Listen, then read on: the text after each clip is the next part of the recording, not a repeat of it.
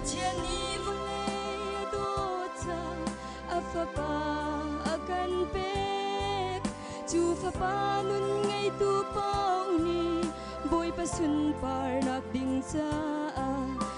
nun an pek boy khai cha an ngong cha boy pani a har a chun akan pek tia tha chuan ha hi kalpi kau se asun par nak ding a chun kan mata zai man a lo a chok eng tu long kan si kalpi kau se a rakir chan zau lai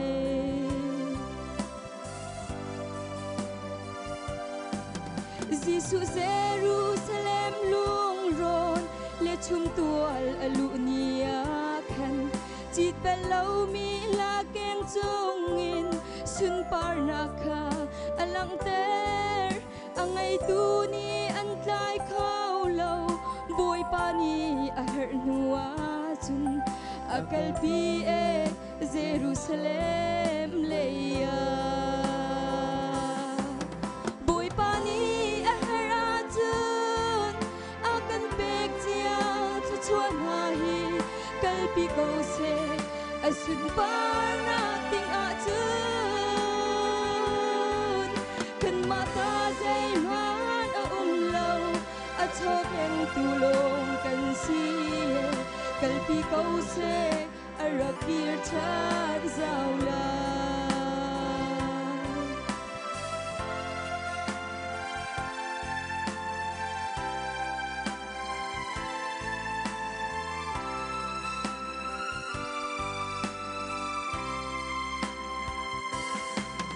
Hi thong cha thei tu vial ten ha hi kong hi nan ruat bal mo se tan ni akal pi mi chu zai tik han an kir ti lo se lian ngan big boy pani akal pi mi cho vial te chu akir cha ne let kam pi an ki re boy pani kan pek tia thu chuan ha hi kalpi ko se asun par na ting a chun kan mata zai man a lo a chok eng tu long kan si kalpi ko se a rakir chan zau lai boy pani a har chun akan pek tia chuan ha hi